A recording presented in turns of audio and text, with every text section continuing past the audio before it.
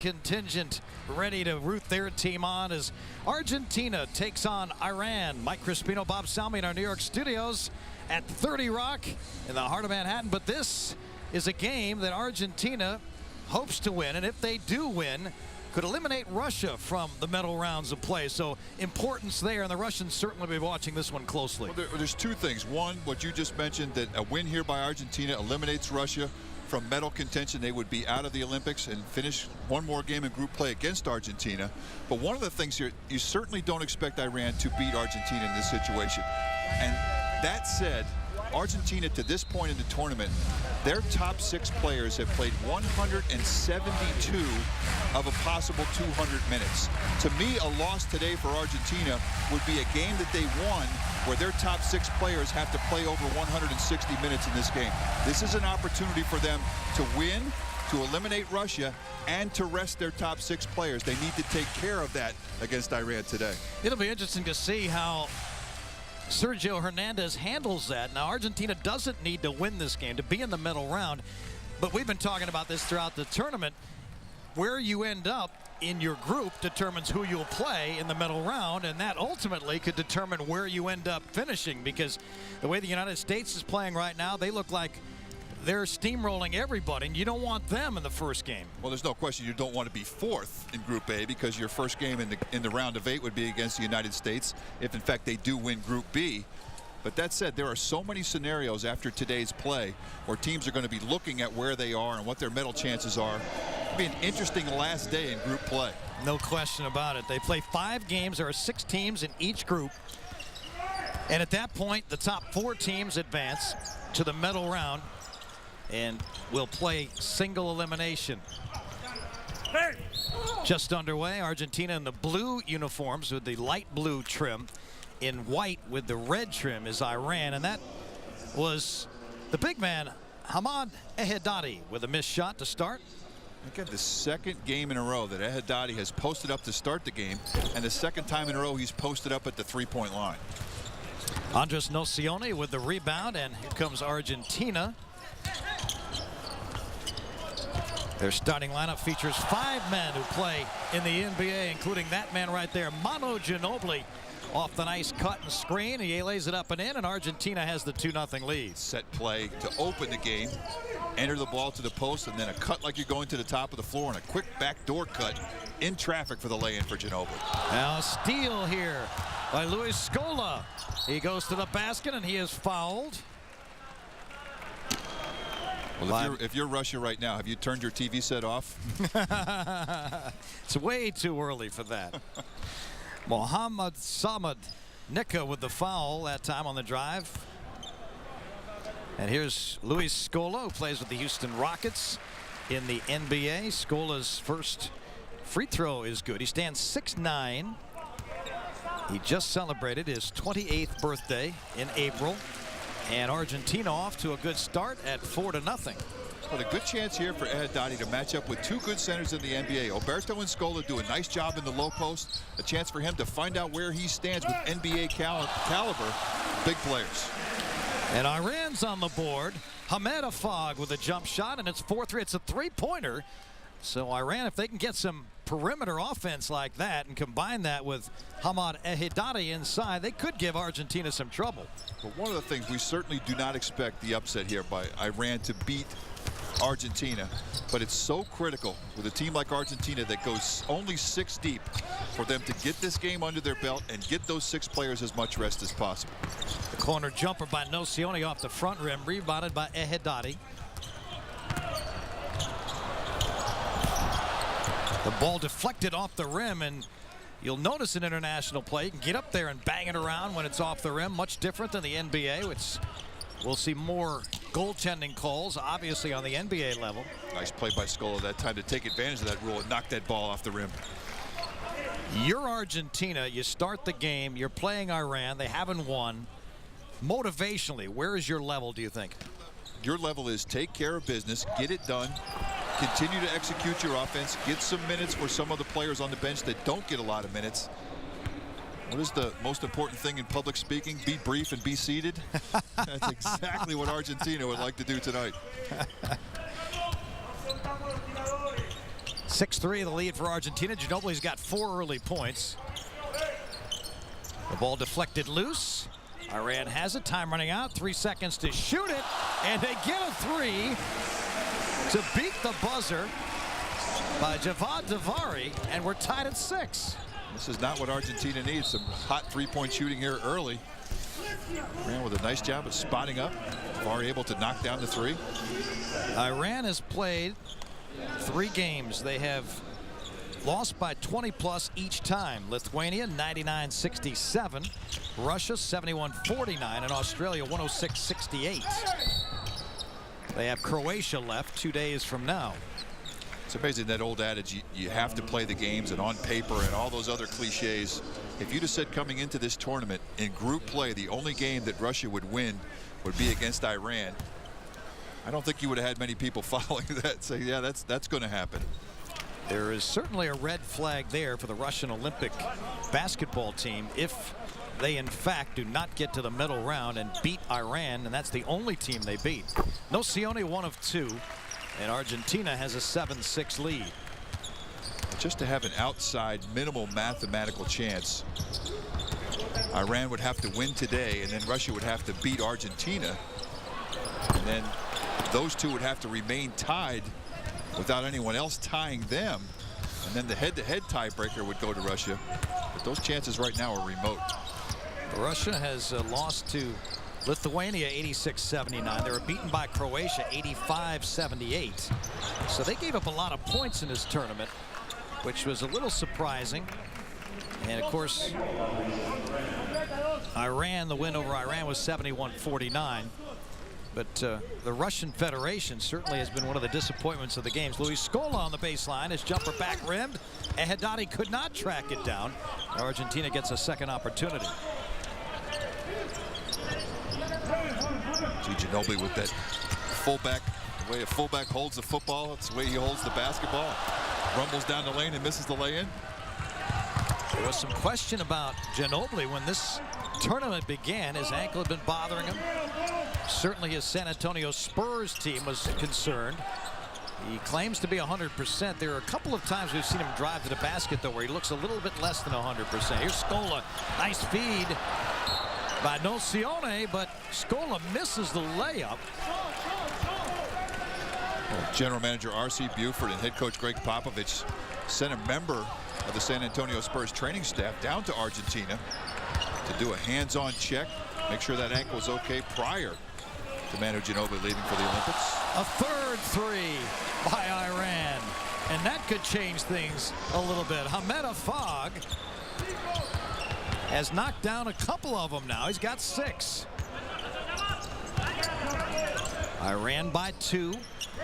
Just 4 minutes gone here in the first. This is Ginobili off a screen by Alberto, pulls up at the foul line, tries to feed it on the screen and roll, but it's deflected out of bounds, and Iran will have the ball. And this is exactly what Argentina did not want to do. Let Iran hang around early, let them think they have an opportunity to stay in the game. 3 threes, and they're up 9-7 here early. The Beijing Olympic Basketball Gymnasium holds 18,000, and on a break down the baseline, Iran gets the backdoor play to go, and they have a lead of 11-7. And that clicking sound you hear is the sets in the Olympic Village. As the Russian men's players have turned their sets back on. Oshin Shahakian is on the board with 2. Here's Ginobili, and that's off the front rim over the backboard. And Iran with a 4-point advantage, starting to feel a little confidence. Maybe you get inside Argentina's head. I mean, this would be an upset of monumental proportion in terms of the Olympics. I mean, Iran not even ranked in FIBA. The Asian champion able to come up big and win, and it was very exciting for them to win that tournament. But certainly on the international level, not close to what Argentina's been able to do on that level, including winning a gold medal in 2004. As defending gold medalists, Argentina lost their first game of these Olympics, and that shocked everybody. Pull-up jumper on the baseline by Pablo Prigioni, and it's 11-9.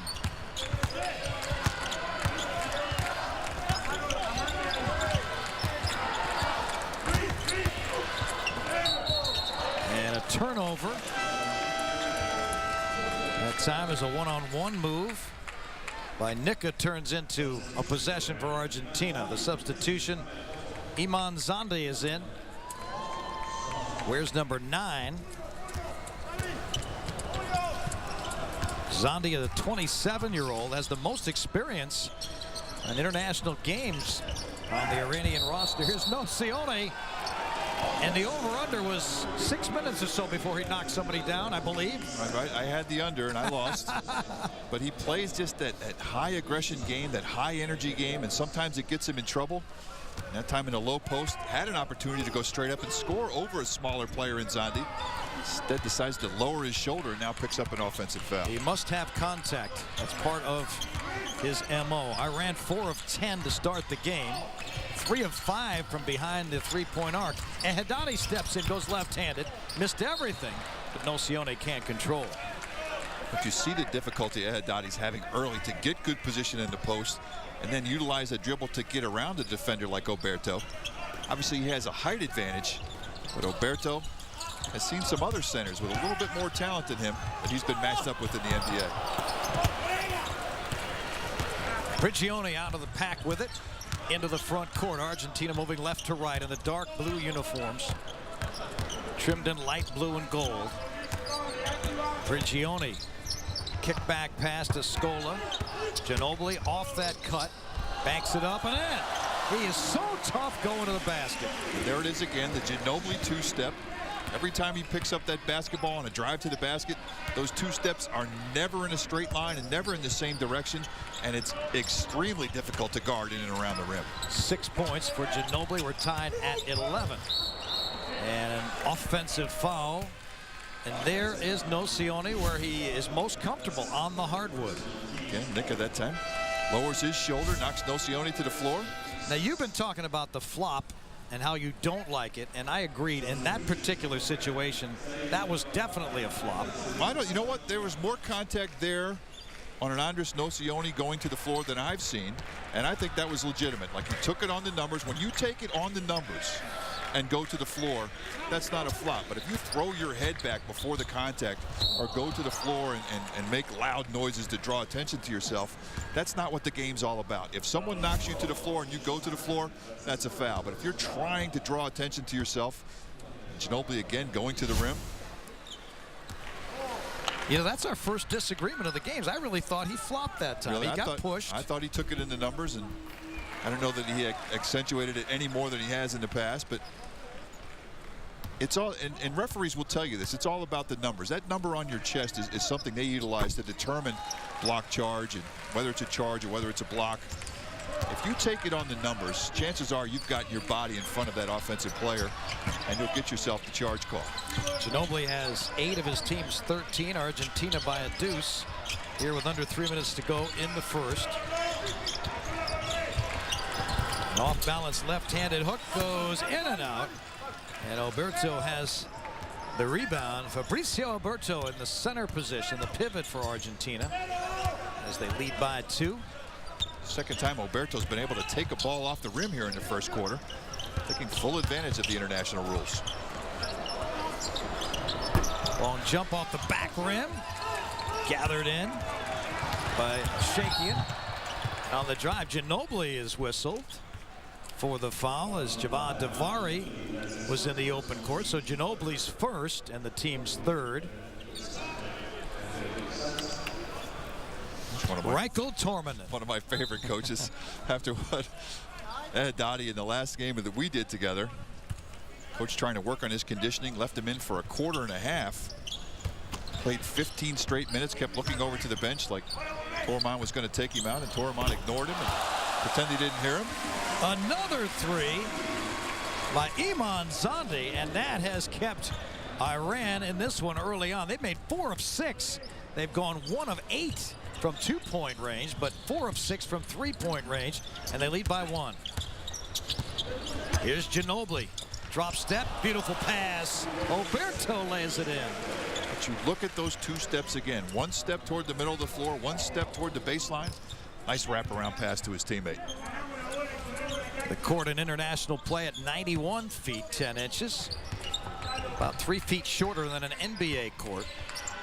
And a little bit narrower, about a half a foot narrower. Doesn't change all that much. The trapezoid, as you can see, much different than the NBA trapezoid. And there will be some changes coming to international play by 2010. One of which is the trapezoid going the way of a dinosaur. The other is a 22-foot three-point line, which is the same distance that the NBA has in the corners. It will be 22 feet all the way around in international play. Take that line, draw a circle 22 feet from the basket, take it from the baseline all the way around, and just a hair shorter at the top of the floor than the 23 feet 9 inches that the NBA utilizes everywhere except the corners. How do you like that change? I think it should be back much closer, maybe even NBA 3, because remember the differences between college and the NBA when the college experimented and actually moved that three-point line inside the top of the circle. When the ACC first started doing that and they had that three-point line, it was like a layup. And how would you know when different conferences had different lengths on the three-point line and teams were experimenting with it? One distance, make it uniform, make it a difficult shot. I think that makes it more interesting. No question. It's got to be uniform at some point. We don't know when that will be. It may be sometime in the future. That trapezoid is a foul on Alberto. That's the 4th on the team. That trapezoid lane, though, we have seen in these games really opens up the game of basketball. It makes for much better cuts, bounce passes, easier looks, higher percentage shots, and just a better flow of the game of basketball. Well, if you asked a post-up player if he liked the trapezoid lane, the answer would probably be no. If you asked a perimeter player, a guy who likes to slash, a Paul Pierce kind of guy, he might say yes. I guess it all depends on what position you play, but it certainly doesn't help people posting up. But you're right, it certainly does open up that lane for cutters from the weak side. Down low, Alberto is open, and Argentina's lead is 3. It's been a close game throughout the first. Their biggest advantage at 17-14 final seconds. Iran will have the last shot as it ticks down. And the ball stripped by Ginobili. He's got time. He goes in, and he lays it in at the buzzer. Ginobili with a defensive play and the conversion, and Argentina will lead by 5 after 1. What composure. First to come up with the steal. Watch this quick check. Check the clock. See how much time you have left. Realizes he's got enough time to get all the way to the rim and finishes right at the buzzer to finish the first quarter. And what a quarter by Ginobili. He finishes with 10. Argentina leads at 19-14 after 1.